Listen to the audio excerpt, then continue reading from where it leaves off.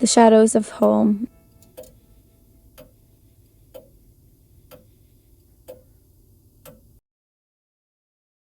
Chapter 1. The Welcome Home.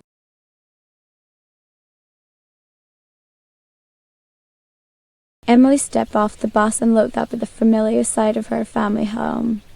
It stood tall against the backdrop of the rolling countryside, unchanged since she had left 10 years ago. The house was a relic from another era, with its old-fashioned windows and grey stone walls. As Emily approached, she felt a sense of nostalgia wash over her, mingled with an uneasy anticipation. The front door creaked open as she entered, the familiar scent of dust and old wood filling the air. Nothing had changed. The furniture was in the same positions, the shelves were filled with the same books, and even the calendar on the wall still showed the date from a decade ago. Emily smiled at the thought of her childhood, but a shadow of fear crept into her heart as she realized how little she knew about what lay ahead.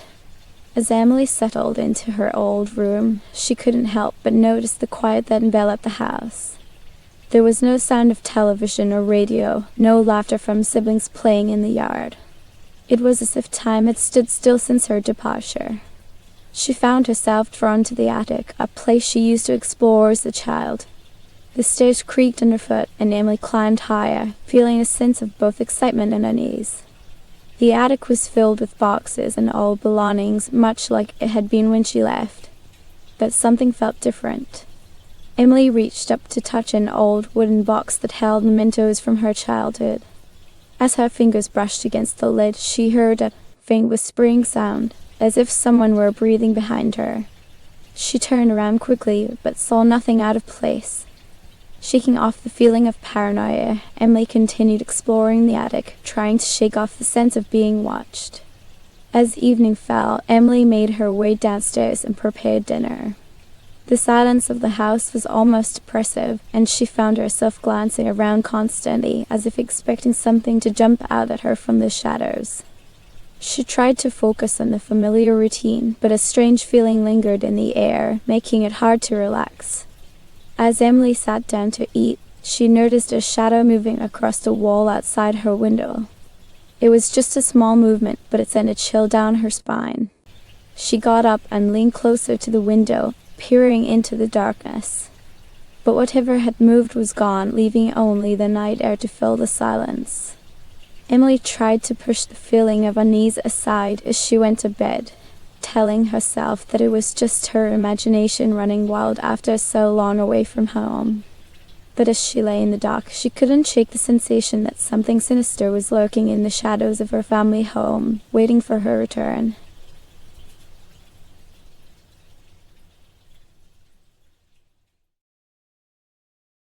Chapter 2. The Echoes of Night.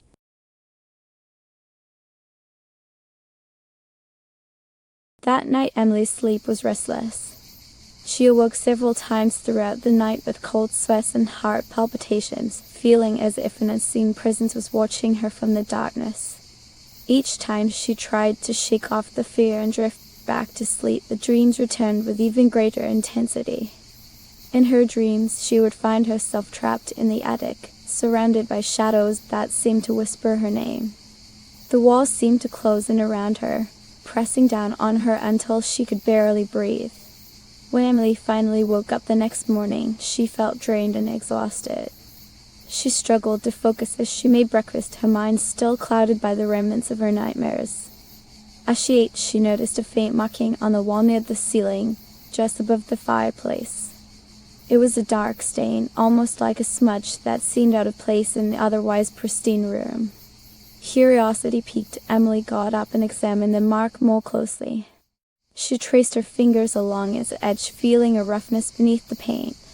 It was as if someone had tried to scratch something into the wall, but it had been covered over years ago. Emily's heart began to race as she considered what it could mean. Was this the source of the whispering sound she had heard in the attic? As Emily continued her exploration of the house, she noticed similar marks in other rooms. Each one was a dark stain or scratch hidden away in corners or behind furniture. It was as if someone had tried to hide something sinister, but time and neglect had allowed it to resurface. Emily's attempts to rationalize the occurrences were undermined when she caught sight of her reflection in a mirror.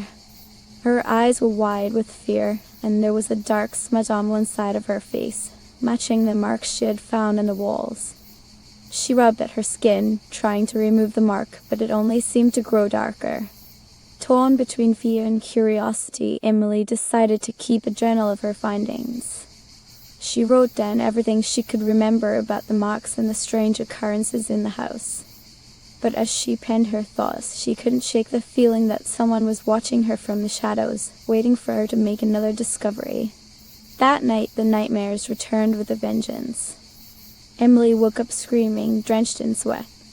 She sat up in bed, trying to catch her breath and clear the fog from her mind. She glanced around the room, seeking any sign of what had awakened her. But as she searched the shadows, all she saw was the dark outline of something moving just out of sight. Emily's fear began to grow. Knowing it, her confidence at ND Chinese letter led her. She knew that if she wanted to understand what was happening in her family home, she would have to face the darkness head on. But as the night deepened, so did her uncertainty. Was this a product of her imagination, or was there something truly sinister lurking in the shadows of her past?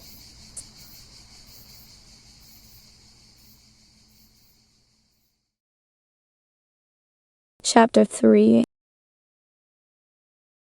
The Darkness Within.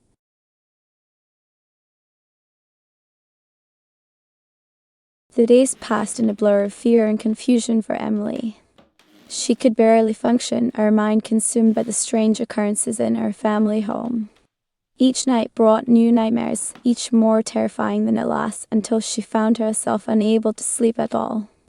Late one night, as the moon hung low in the sky, Emily decided that she had had enough. She would confront whatever was haunting her and force it to reveal itself. Gathering every bit of courage she could muster, Emily armed herself with a flashlight and a knife, a futile weapon against the unknown, but it was all she had.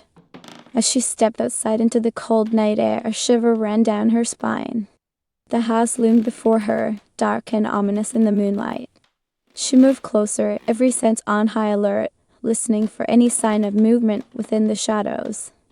Her flashlight beam cut through the darkness, revealing the familiar outline of the old tree in the yard. Just as Emily was about to head towards the front door, she heard a faint noise from inside the house. It was a whispery rustle, almost like cloth being brushed against skin. She stopped in her tracks, heart pounding in her chest. The sound grew louder, and Emily could make out the faint outline of a figure moving through the downstairs rooms. Her breath caught in her throat as she slowly advanced towards the source of the noise. Every step felt like it might be her last. As she reached the bottom of the stairs, she saw a shadowy figure emerge from one of the bedrooms.